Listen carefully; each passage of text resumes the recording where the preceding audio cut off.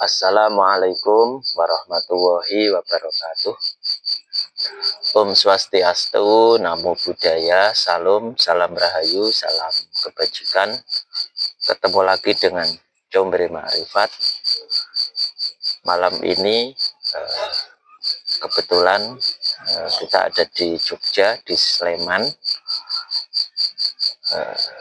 Tema yang mau kita angkat pada kesempatan malam ini adalah tentang tahun baru ya. Tahun baru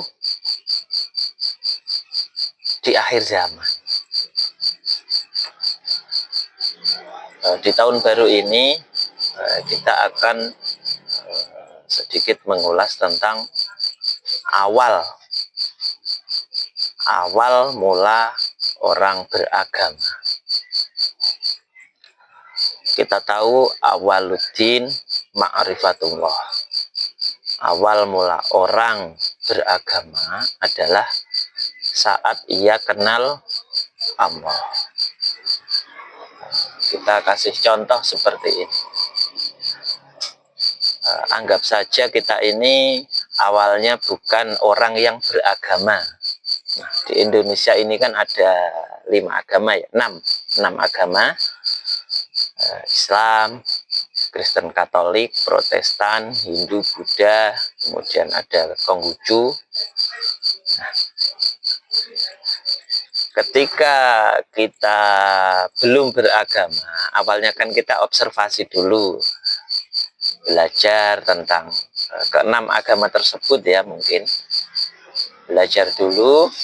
Nah, kemudian ketika sudah ada kecocokan, nah, barulah kita ikut memeluk agama tersebut.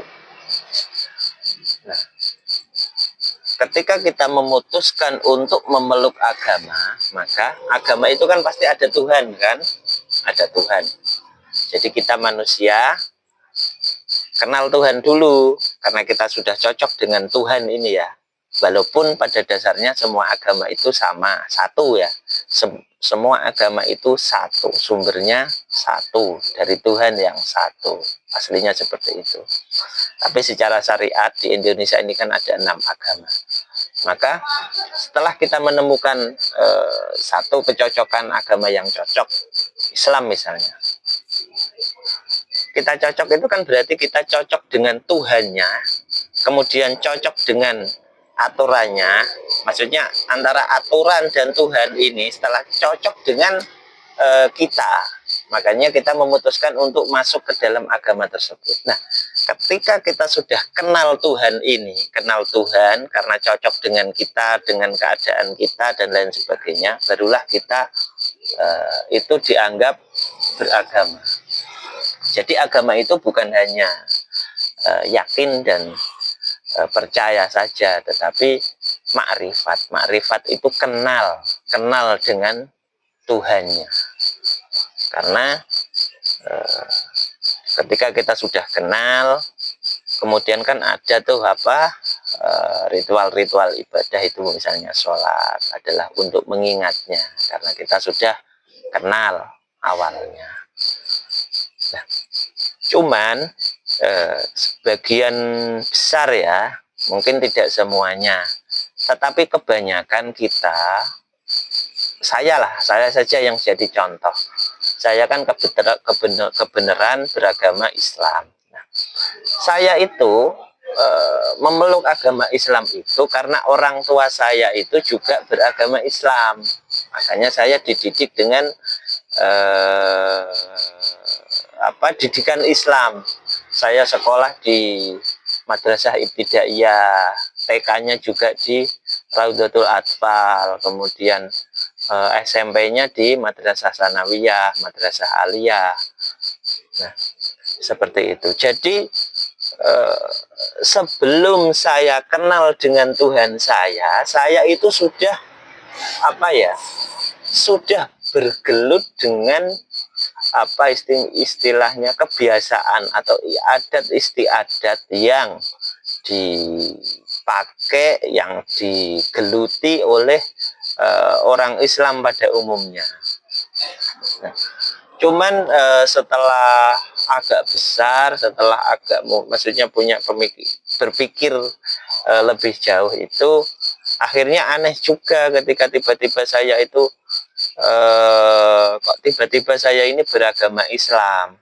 Kalau misalnya dulu orang orang tua saya itu Kristen, barangkali saya juga beragama Kristen. Jadi Islam yang kita peluk saat ini adalah agama warisan atau hanya ikut-ikutan dari kebiasaan orang tua.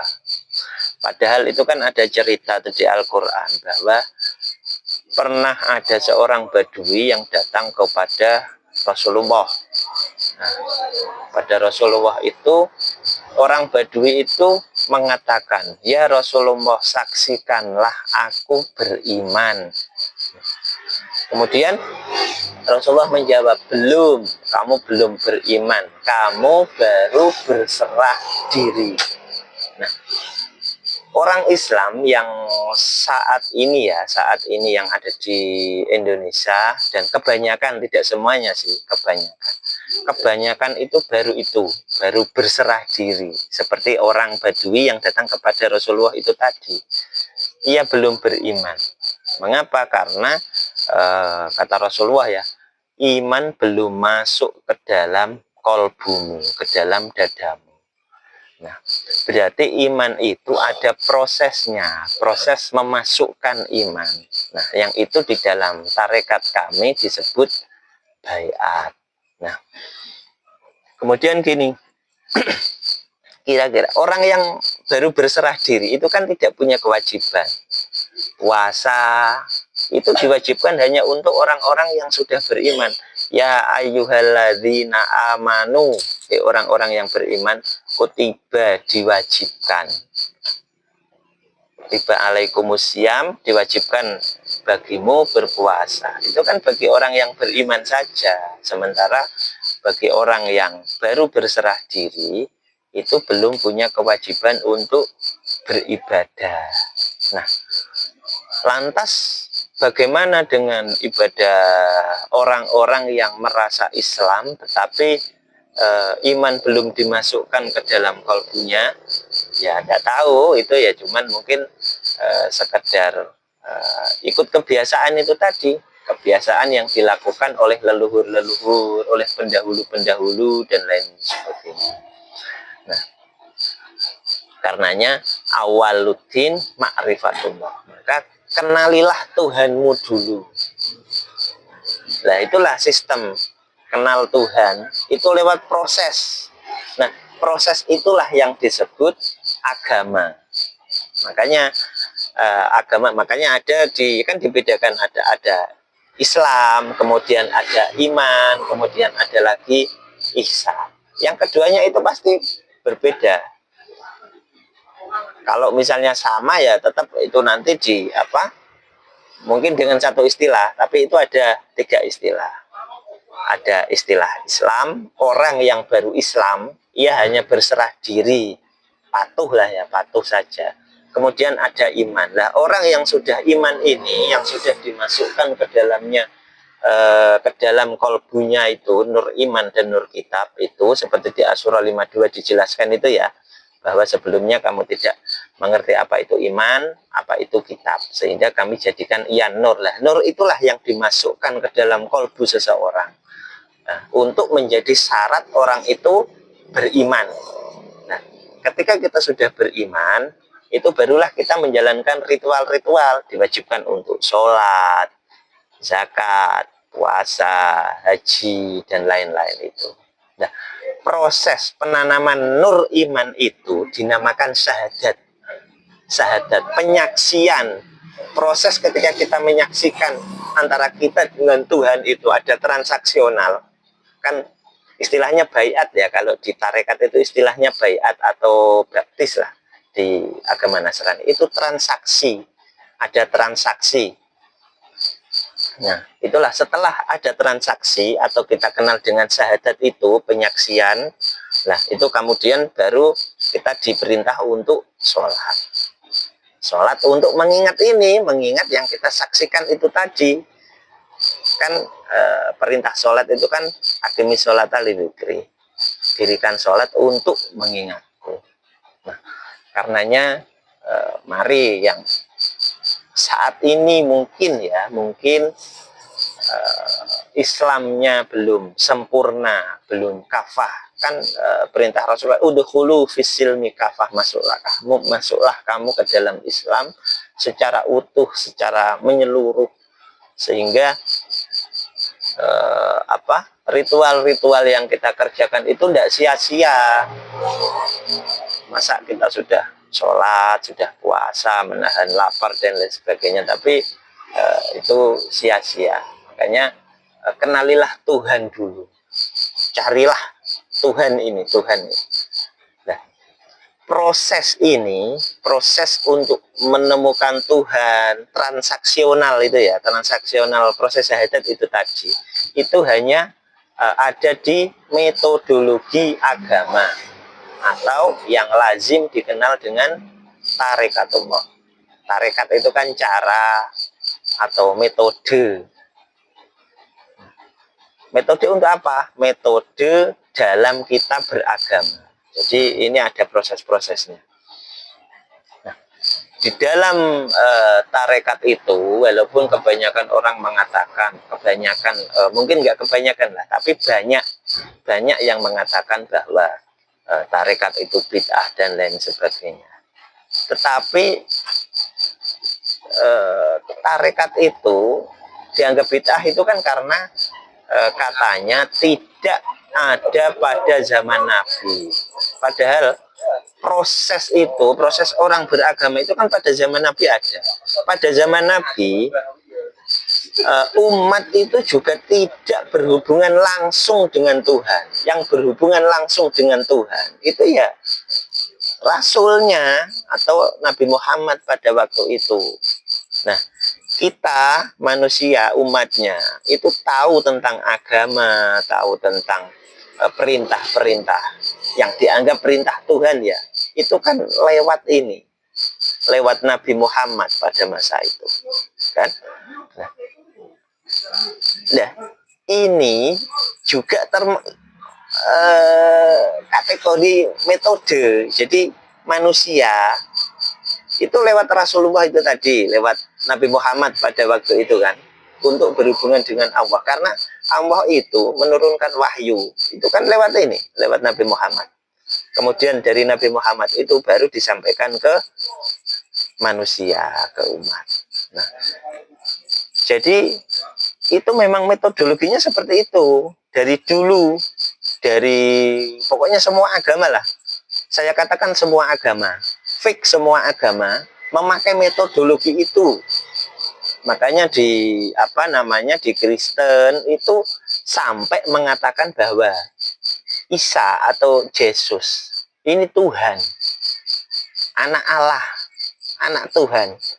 Mengapa? Karena manusia ini Tuhannya yang di dunia ya memang ini, yang bisa berinteraksi ini kan lewat Yesus kan.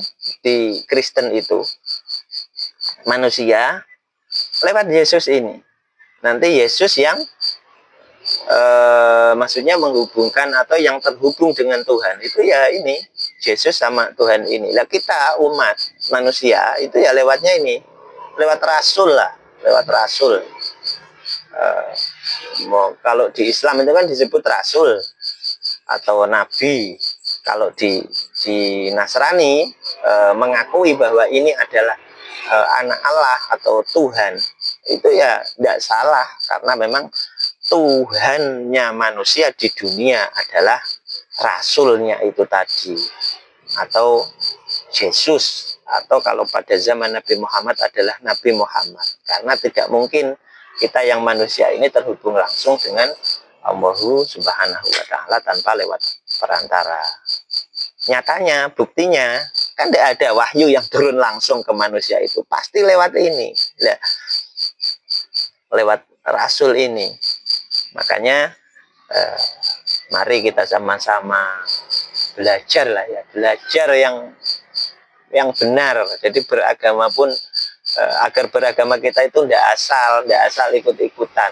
Kalau asal ikut-ikutan nanti kita macam itu loh, macam dulu ada Abu Jahal atau Abu Lahab itu kan ketika Rasul itu datang membawa risalah baru, itu kan Abu Jahal dan Abu Lahab itu kan mengatakan bahwa nenek moyang kita itu tidak seperti itu kan. Nah, mengapa? Karena Rasul itu selalu diutus pada saat agama atau manusia itu rusak.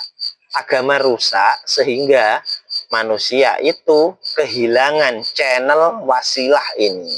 Makanya Rasul itu selalu diturunkan pada saat seperti itu. Karenanya apa itu namanya? Nabi Muhammad itu diturunkan pada kaum jahiliyah kan, dan itu selalu berulang loh ya, berulang-ulang terus. Zaman itu selalu berulang. Zaman Nabi Adam pernah seperti itu, makanya diceritakan itu kan iblis dan malaikat itu disuruh sujud kepada Adam. Kemudian iblis ini ingkar, tidak mau karena merasa masa iya saya ini lebih baik atau lebih sempurna lah daripada Adam. Masa saya harus bersujud kepada Adam. Nah, itu terjadi pada saat Nabi Muhammad juga. Nah, pada saat eranya Nabi Muhammad, channel wasilah ini kan hilang. Orang sudah tidak lagi tahu tentang wasilah, kehilangan channel, kehilangan penghubung atau penghantar antara manusia dengan Tuhan. Sehingga diturunkanlah Nabi Muhammad. Nah, itu pun jawabannya sama. Misalnya Abu Jahal atau Abu Lahab ya, itu kan sama. Mengatakan bahwa masa kamu itu siapa kok tiba-tiba mengaku menjadi nabi atau mengaku menjadi rasul. Itu sama dengan kejadian pada waktu iblis dan malaikat itu disuruh untuk bersujud kepada Nabi Adam. Kan sama seperti itu. Dan saat ini pun hal itu terjadi lagi. Karena tiap zaman itu selalu berulang. Nah, saat ini pun demikian. Umat beragama tidak tahu channel wasilah. Dan tidak tahu wasilahnya. Padahal di tiap zaman itu harusnya ada. Selepas Nabi Isa itu kan ada murid-muridnya yang 12 itu. Itu kan juga sebagai channel, sebagai penghubung. Nah, saat ini pun harusnya ada. Setelah Rasulullah Muhammad itu berlindung atau Nabi Muhammad berlindung ya, nur kerasulan itu selalu turun estafet. Dari masa ke masa itu selalu ada. Jika di tarekat kami bahwa nur kerasulan Muhammad itu turun kepada Sayyidina Abu Bakar. Makanya kucurahkan isi dadaku kepada Sayyidina Abu Bakar. Nah, itu kata Nabi pada zaman dulu. Dan dari Abu Bakar itu turun ke Salman Al-Farisi. Tidak selalu di Mekah sana. Salman itu kan orang Persia, orang Irak. Dan itu turun sampai sekarang pun ada. Dan sebutannya tidak lagi nabi karena nabi itu sudah hatam, sudah selesai pada masa Nabi Muhammad SAW, dan sekarang itu disebut al ulama warasatul anbiya. Apakah tiap ulama? Enggak, ulama yang mewarisi nur kerasulan Muhammad. Nah, itu maksudnya. Mungkin itu ya. Jadi ini tentang praktek Torekoh Naksabandiyah Kholidiyah Nusantara.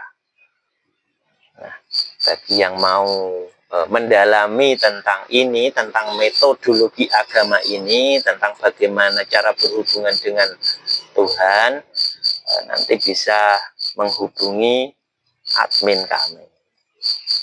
Tapi kalau tertarik, kalau misalnya tidak tertarik ya tidak apa-apa. Orang ini saya juga hanya menyampaikan, mau diterima atau tidak itu ya urusan masing-masing. Karena la ikroha fiddin, tidak ada paksaan di dalam kita beragama. Bebas. Mau misalnya masih memakai kepercayaan lama, monggo, atau pengen beragama yang secara metodologi itu ya juga monggo, atau mau hanya sekedar percaya ya tidak apa-apa juga. Jadi semua pilihan bebas pokoknya. Dan akhirnya ilahi anta maksudi waridoka matlubi. Wassalamualaikum warahmatullahi wabarakatuh.